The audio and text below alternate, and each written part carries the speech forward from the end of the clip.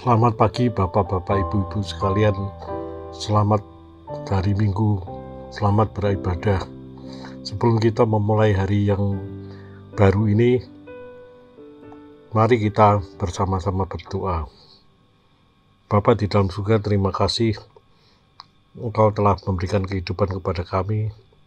Sebelum kami memulai kehidupan kami, biarlah kami bisa sedikit merenungkan firman-Mu pada hari ini sebagai pedoman kami untuk hidup dalam kebenaran-Mu. Terima kasih Tuhan, dengar doa kami, di dalam nama Tuhan Yesus kami sudah berdoa. Amin. Bacaan kita pada pagi hari ini adalah diambil dari 2 Tawarik pasal yang ke-36.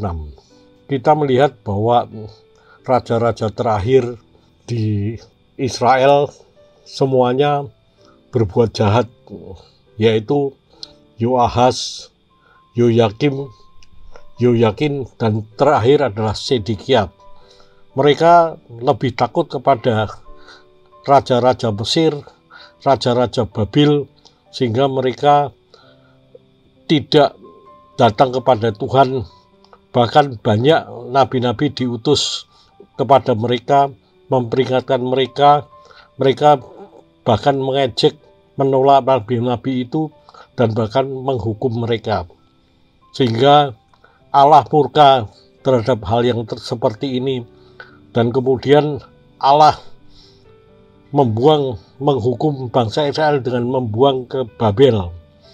Mereka yang anak-anak muda, orang-orang dewasa, semua dikumpulkan, dibawa ke Babel. Mereka menjadi budak-budak yang hidupnya begitu sengsara di Babel.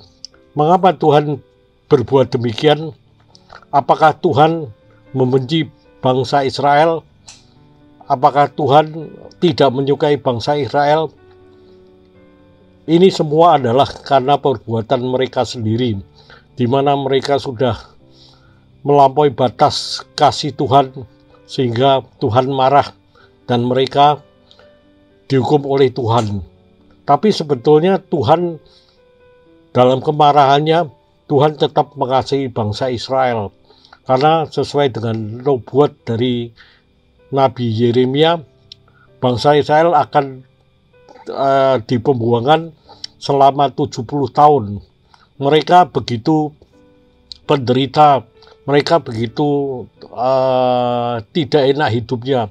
Tapi setelah 70 tahun, akhirnya Raja Kores dipimpin oleh Tuhan untuk memberikan kebebasan kepada bangsa Israel untuk kembali ke tanah Yerusalem dan untuk kembali memulai hidup yang baru dengan membangun kembali rumah Tuhan, yaitu Bait Allah. Kita diingatkan dalam kehidupan kita, seringkali kalau kita berbuat dosa terus-menerus, seringkali kesabaran Tuhan habis, dan mungkin kita bisa dihukum Tuhan dengan kehidupan yang susah selama bertahun-tahun, sehingga membuat kita menderita. Tapi kita tahu Tuhan menghukum mereka yang berbalik kepada Tuhan bukan untuk membenci mereka, tapi Tuhan ingin memperingatkan kepada mereka pada waktu mereka berbuat dosa, pada waktu Tuhan menghukum mereka. Pada waktu itu mereka diharapkan supaya mereka melalui penderitaan mereka bisa ingat kembali kepada Tuhan dan berbalik bertobat kepada Tuhan. Kita ingat seberapa besar dosa kita kepada Tuhan.